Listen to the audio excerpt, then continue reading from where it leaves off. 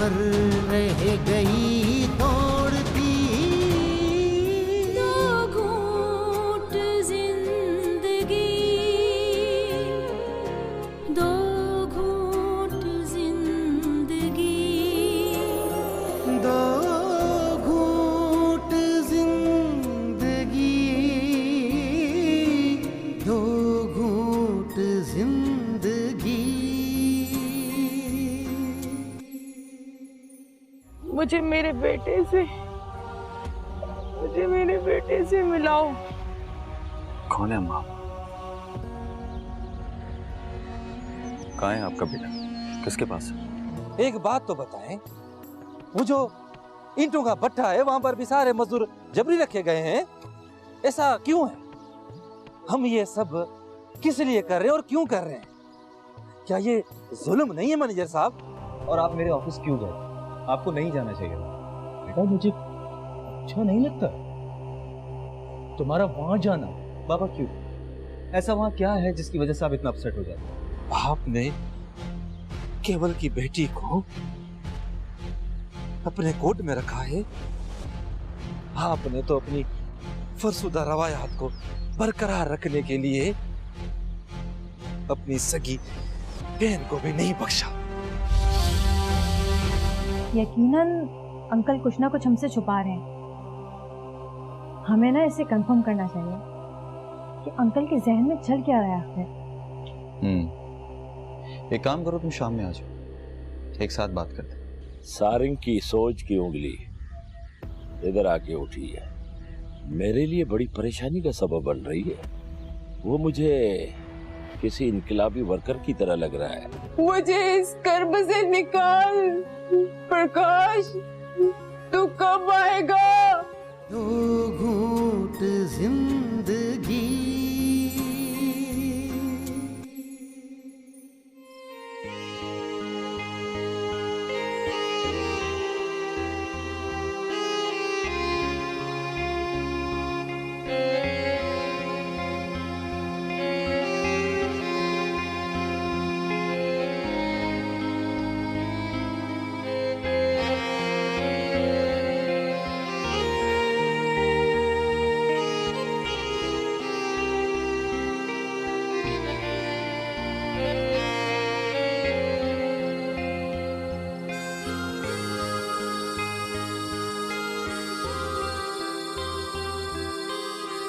दो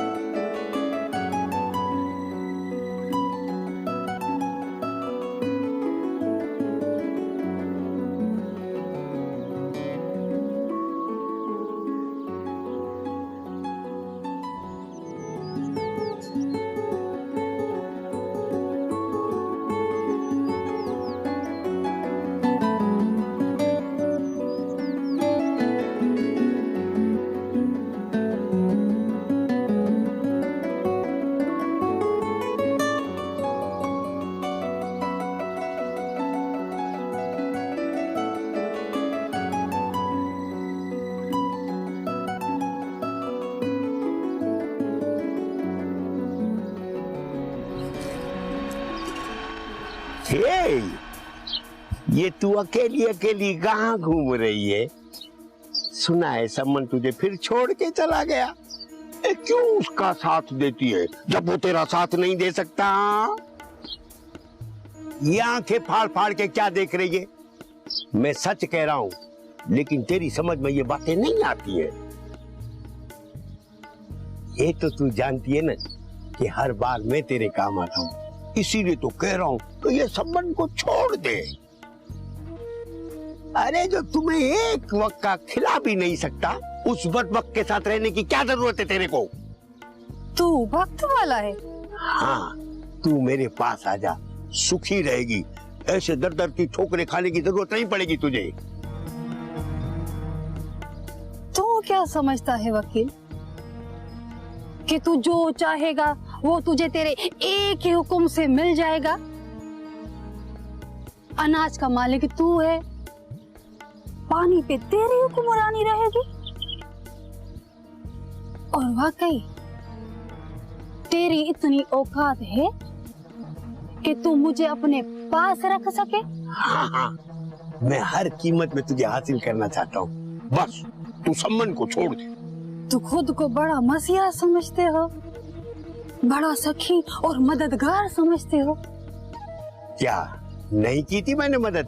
कहते ये भी झूठ है। वाह वकील वाह, वाह तेरी मदद।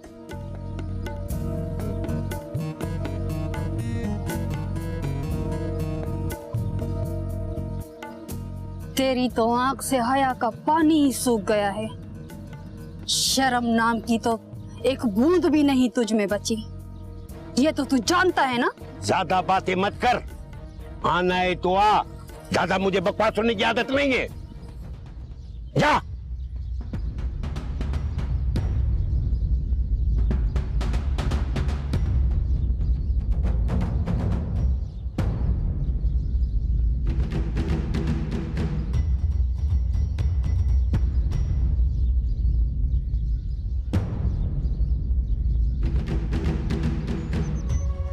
इतना करम किया है, एक सखा और कर दे।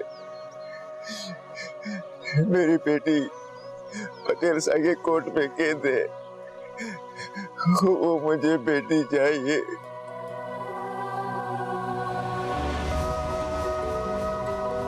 लेकिन बाबा ये सब कुछ कैसे हुआ? इसमें सारंग की कोई चालाकी तो नहीं है? बिल्कुल नहीं, मुझे तो वो वाकई मासूम लगा। मैंने भी लोगों के साथ जिंदगी गुजारी है बेटा। इतना तो मुझे भी समझ में आता है कि कौन क्या चाहता है। क्या पटेल उसे ऐसे करने देगा? क्या सारंग अपने बाप के खिलाफ जा सकता है? दो घूंट जिंदगी, दो घूंट जिंदगी,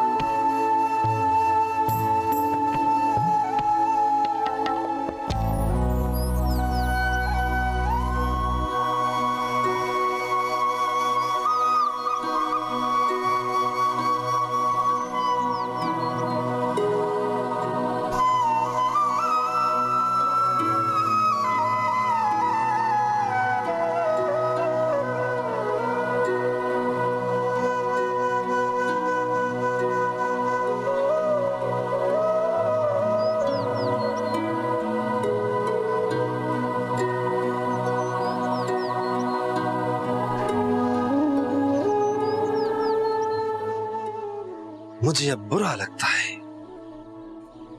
मैं कितना महदूद सोचता था इन लोगों के बारे में।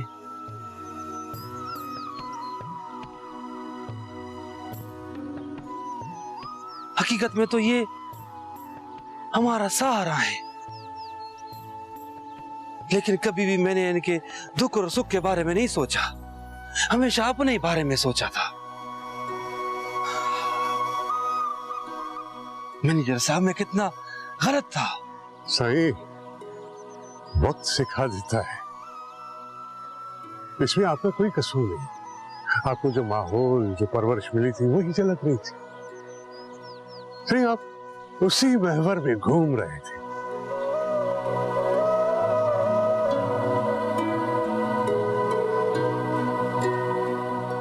कल चाचा केवल को छोड़ना था, आपने क्यों नहीं छोड़ा? सही है, इस सिलसिले में आपने पटेल से बात की है? बाबा से इसे बात करने की जरूरत नहीं है।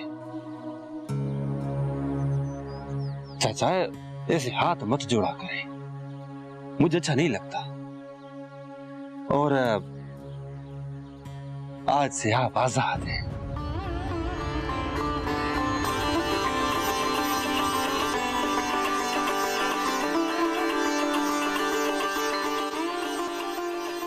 अभी अपने गांव जाए, वहां पे आपको कोई कुछ नहीं कहेगा।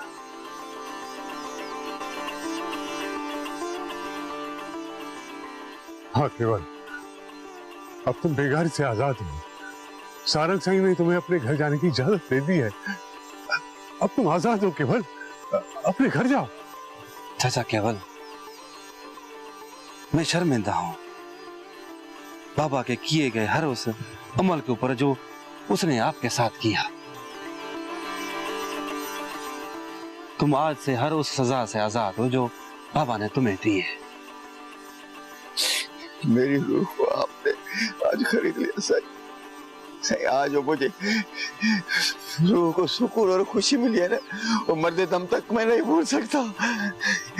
केवल झेलो पैसे, अब तुम घर जाओ और सारंग बाबा को दुआएं देते रहो।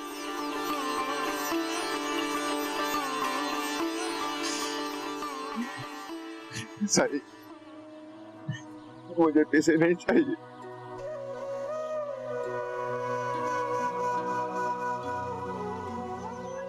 सही, इतना करम किया है, एक सखा और कर दे। मेरी बेटी पटेल साहब के कोर्ट में कैद है, वो मुझे बेटी चाहिए।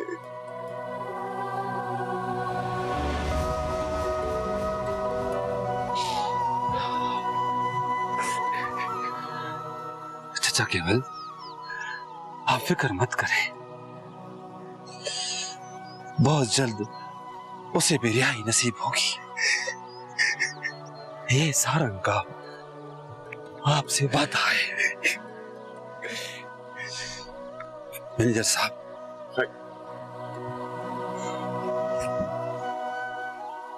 ये आप अपने पास रखें, घर जाए। मैनेजर साहब, इनको जरा ले जाए। हाजिर हाजिर सही, हल हल हल हल हल हल बेटा, अब तुम आजाद हो हमेशा के लिए, जाओ।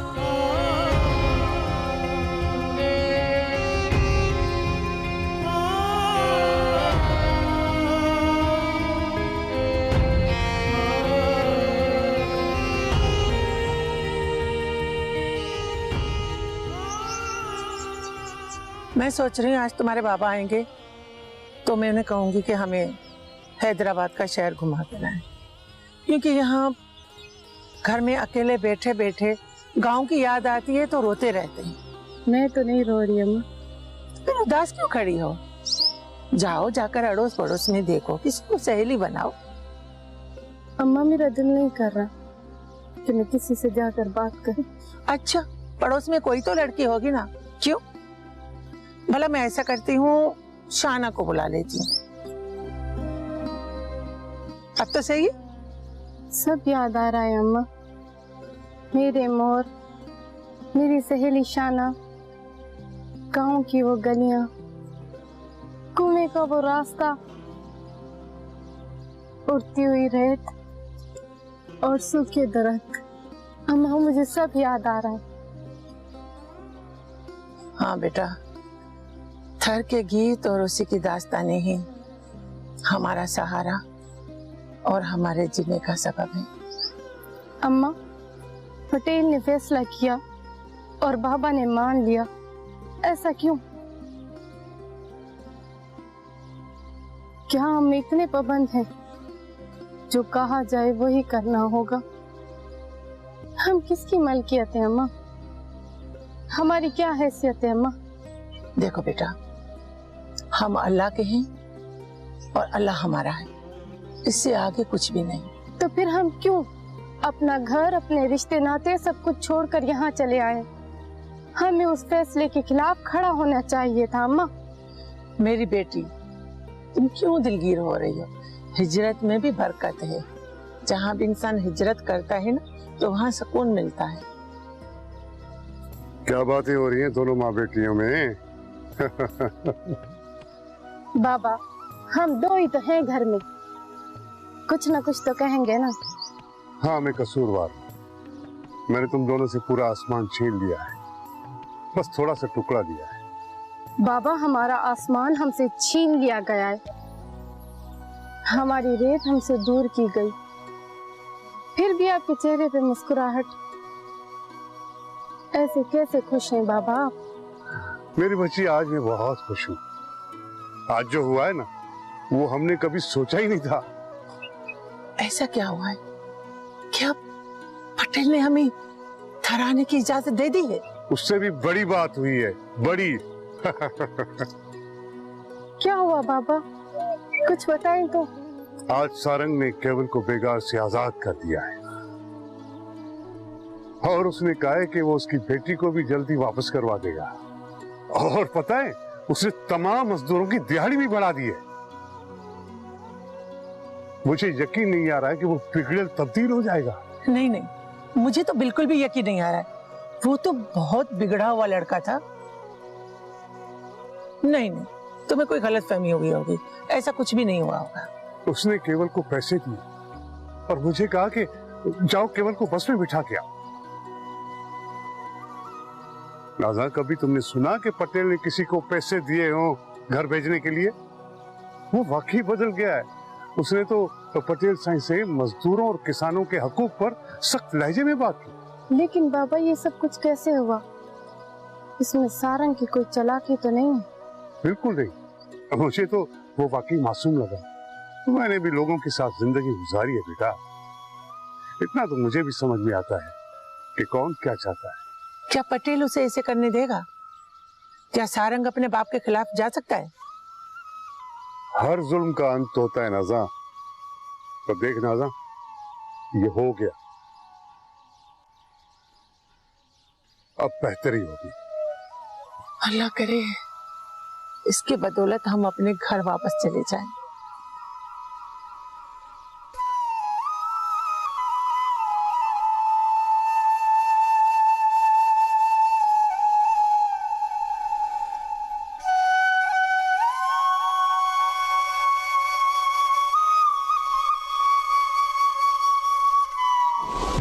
बाबा बाबा, आपका दिल क्यों नहीं चाहता है? और ये आप थर के लिए इतना रिएक्शन क्यों दे रहे हैं? क्या हमारा ताल्लुक थर से है? और उस खित्ते से हमारी क्या निस्बत है? नहीं, मैं बाबा साईं से इस बारे में जरूर बात करूंगा। उन्हें बहुत बुरा लगेगा, भले लगे। वो ज्यादा से ज्यादा क्या करेंगे? हाथ तो उन्होंने मेरे ऊपर पहले से उठाया है, भले मुझे मार दे, लेकिन मैं हक सच की बात उनको जरूर कहूंगा। दो घूंट जिंदगी, दो घूंट जिंदगी,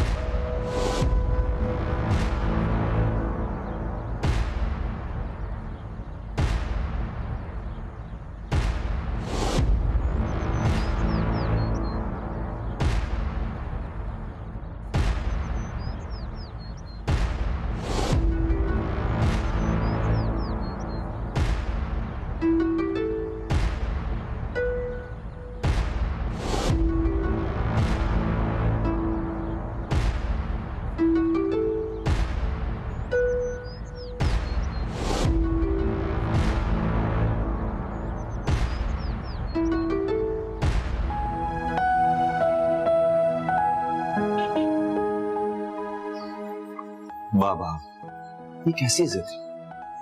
ओके, अगर आपको यकीन नहीं आता कि मैं वहां बेहतर नहीं हूं तो आप मेरे साथ चलें, खुद ही देख लेंगे। जरूरत क्या है वहां जाने की? क्या दूसरे लोग नहीं है जो वहां जाके तुम्हारा काम कर सके? अंकल, बात ये नहीं कि ये प्रोजेक्ट कोई और जाके नहीं कर सकता। बात ये है कि आशिर क्यों नहीं? ये आशिर का प्रोजेक्ट है। आशिर ने इस प्रोजेक्ट पे बहुत वक्त दिया है, बहुत एफर्ट्स किए हैं। मुझे ये समझ में नहीं आ रहा कि तुम दोनों इस जिद पे क्यों अड़े हो। मेरा दिल नहीं कहता कि आशिर यहां से दूर जाए। आशिर यहां रह के भी काम कर सकता है। बाबा बाबा, आपका दिल क्यों नहीं चाहता है? और ये आप थर के लिए इतना रिएक्शन क्यों दे रहे हैं? क्या हमारा ताल्लुक थर से है? और उस खित्ते से हमारी क्या निस्बत है?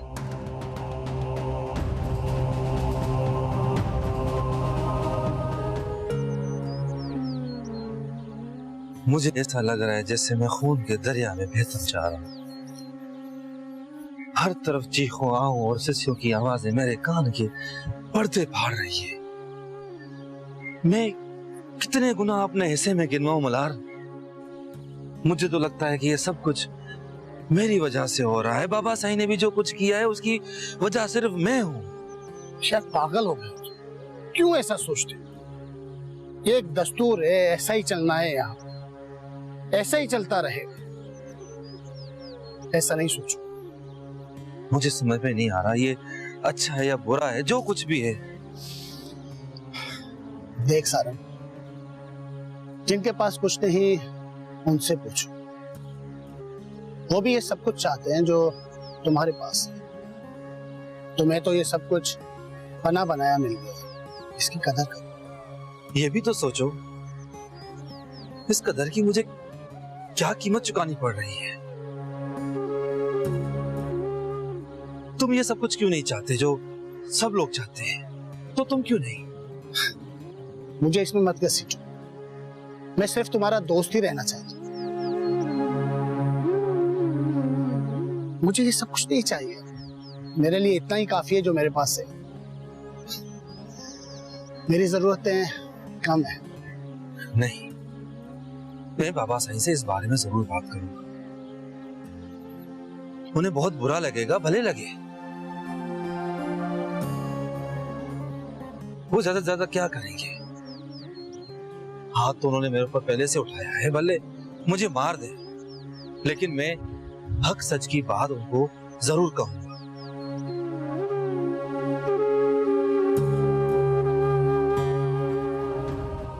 मेरे प्यारे बाबा, ऐसा क्या है जो मुझे वहां नहीं जाना चाहिए? हाँ, कोई निस्बत नहीं है हमारी तरफ से। बस मुझे जो कहना था मैंने कह दिया। अंकल, अगर कोई प्रॉब्लम है तो प्लीज बताइए। मेरे बाबा का अभी अभी वहां पर ट्रांसफर हुआ है, वो एसएसपी हैं, सब संभाल लेंगे, हम उनसे सपोर्ट ले सकते हैं। वहां किसी एसएसपी की नहीं चलती है, बस मुआशिर की जिंदगी को खतरा है। ये बात तुम दोनों क्यों नहीं समझते हो? जिंदगी को खतरा?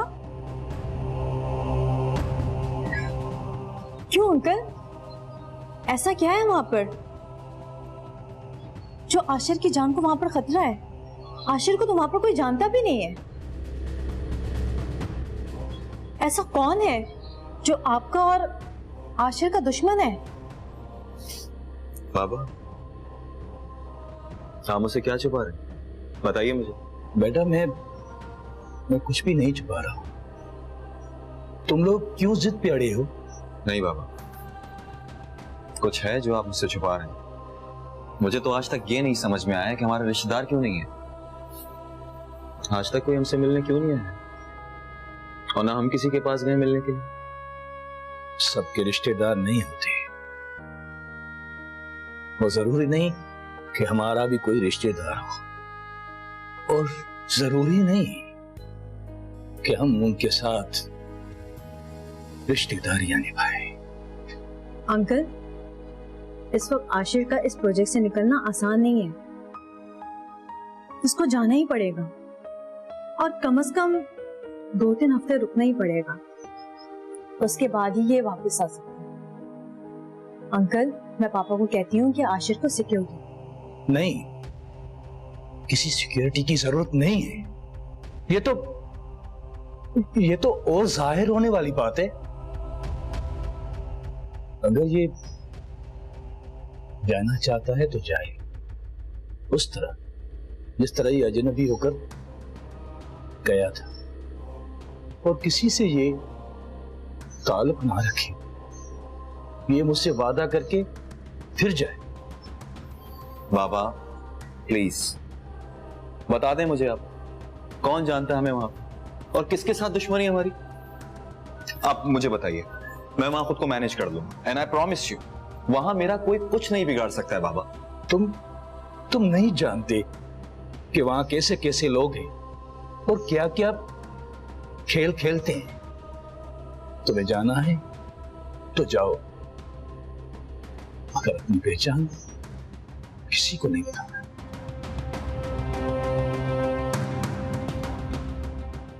इसी में ही भलाई होगी। मैं इस मौजू पे और बात नहीं करूंगा।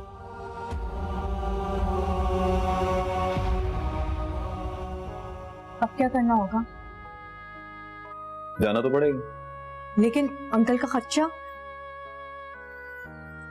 बाबा की बात को एक्सेप्ट कर रहा हूं। वहां किसी से कोई ताल्लुक नहीं रखूंगा, और ना ही किसी को अपने बारे में कुछ बताऊंगा। लेकिन आशिर, तुमको अपने और अपने खानदान के बारे में मालूम होना चाहिए। जाने से पहले तुम ऐसा करना कि अंकल से पूछ लेना। मुझे लगता है कोई ना कोई तो है वहां पर जरूर। देखते हैं। अच्छा, कब निकलना है फिर? सुबह सवेरे निकल जाऊंगा। पैकिंग कर ली?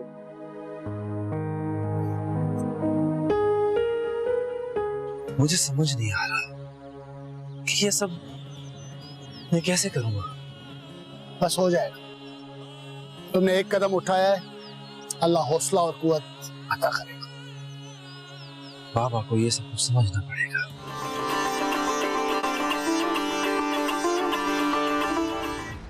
आप मुझे सारी हकीकत बताएं, और जिनके साथ ज्यादती हुई है उनसे आप मुझे मिलवाएं।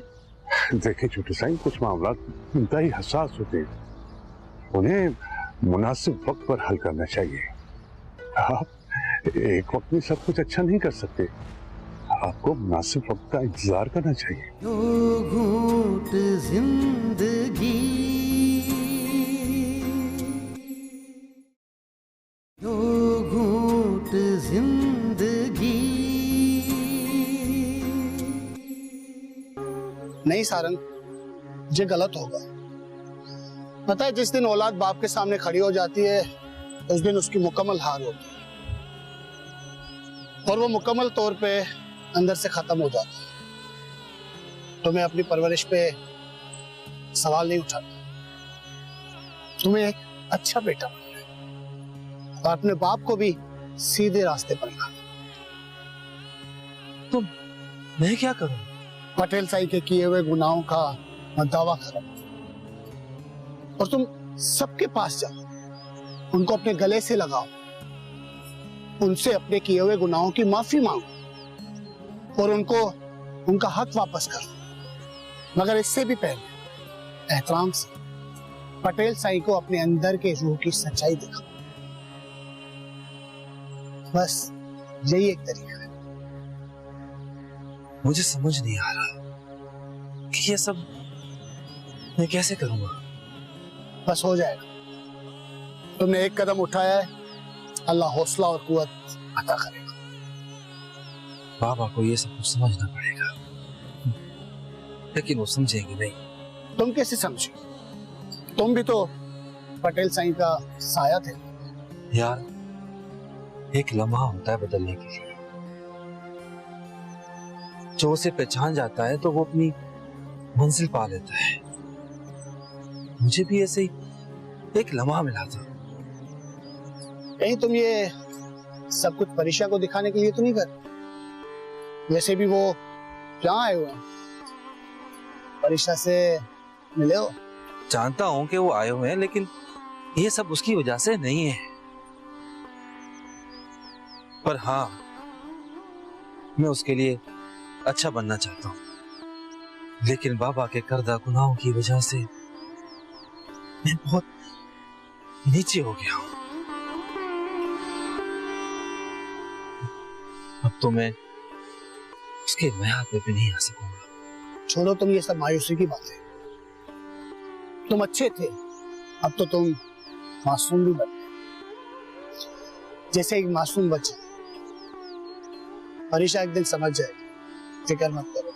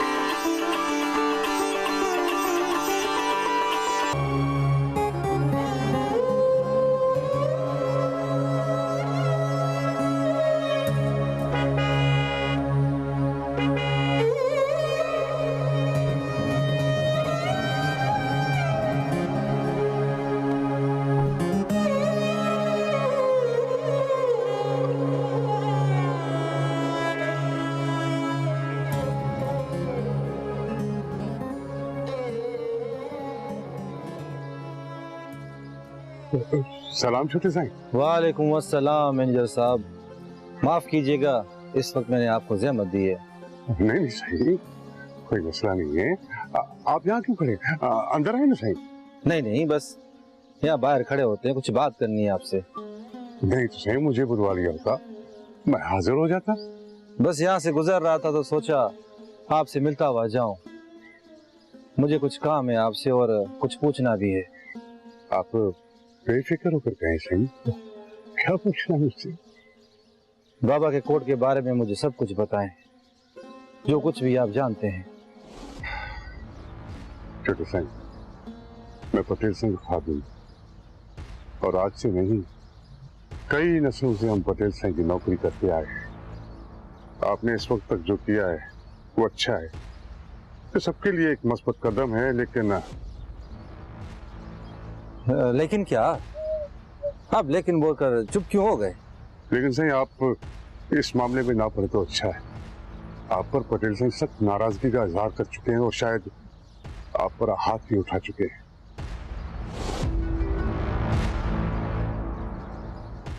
आप बाबा की नाराजगी को छोड़ें, उसकी फिक्र ना करें, मैं खुद देख लूंगा। आप मुझे सारी हकीकत बताएं और जिनके साथ ज्यादती हुई है उनसे आप मुझे मिलवाएं। देखिए छोटे साईं, कुछ मामला इंतहाई हसास होते हैं, उन्हें मुनासिब वक्त पर हल करना चाहिए। आप एक वक्त में सब कुछ अच्छा नहीं कर सकते, आपको मुनासिब वक्त का इंतजार करना चाहिए। सही, अब ये वक्त नहीं है जिसमें आप कोर्ट वाले मामले को उठाएं। क्या आप बाबा की नाराजगी की वजह से मुझसे ये बात छुपा रहे हैं? बिल्कुल नहीं साईं, लेकिन साईं मैं ये भी तो नहीं चाहता कि आप और पटेल साईं अलग होकर एक दूसरे के खिलाफ खड़े रहें। मंजूर साहब, मैं चाचा केवल से वादा कर चुका हूं कि हर हाल में उसकी बेटी को रिहाई दिलवाऊंगा। आप मुझे बता दें, बाकी मैं खुद देख लूंगा। मैं सोचता हूँ साईं कि ये जल्दबाजी होगी, जल्दबाजी होगी साईं। अगर आप ऐसा करेंगे ना तो वो हो सकता है कि पटेल साईं आपको अपने आप से दूर कर ले और फिर आप कुछ भी नहीं कर सके। इस वक्त जो कुछ कर रहे हैं वो सब कुछ खत्म हो जाएगा साईं। इस ज्यादती को कैसे बर्दाश्त किया जाए? बाबा का जबर और उसकी जुल्म की दास्तानें मुझे जीने नहीं देती। मेरी हर रात एक आग के समुद्र में से गुजरती है। मेरी बर्दाश्त खत्म होती जा रही है। अब आप मुझे थोड़ा वक्त दें, मैं वक्त और मौका देखकर आपको वहां लेकर चलूंगा। फिलहाल सही आप इन बातों में ना पड़े तो बेहतर है। शायद अपने गुस्से और अपनी जज्बात को अपनी ताकत और हौसले में तब्दील करें। आपका हर अमल मुदबराना हो ना तो आपकी हर बात में वजन होगा। मैं थक जा रहा हूं सिंह और देखता हूं कि केवल की आजादी पर पटेल सिंह का क्या रद्द-ए-अमल आता है। उसके बाद हम केवल की बेटी के बारे में कुछ सोच सकेंगे सिंह।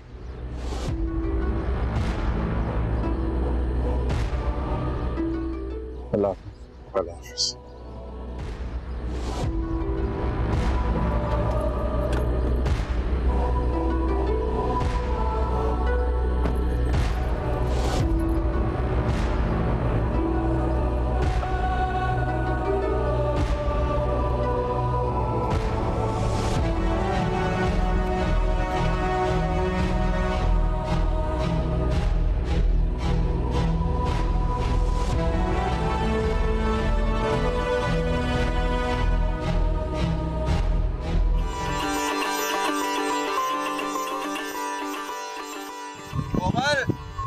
कोमल मैं आ गया। कोमल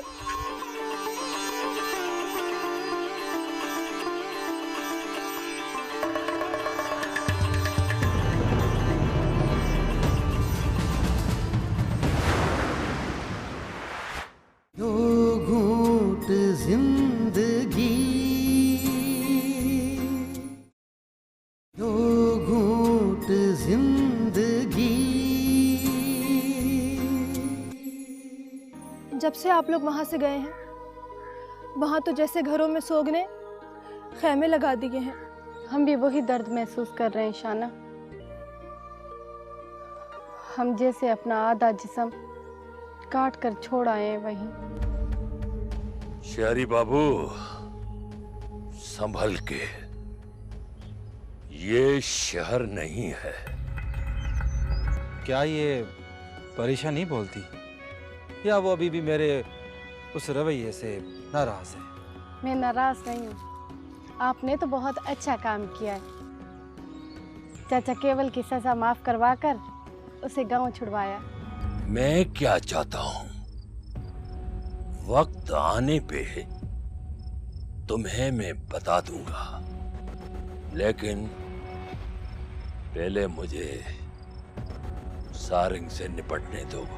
मैं किसी से डरता नहीं, मैं पटेल से भी नहीं डरता। अब उससे भी पूछने वाले हैं। हम तो आपके खैर को और सारंग सही तो सही वो बस कर, बस। सारंग सारंग की रट लगाई हुई है। जोगी रंगा भला झोपड़ी की सदा कौन सुनता वहाँ। धुआं उठता कहाँ, ठंडे चूल्हे यहाँ सहरा में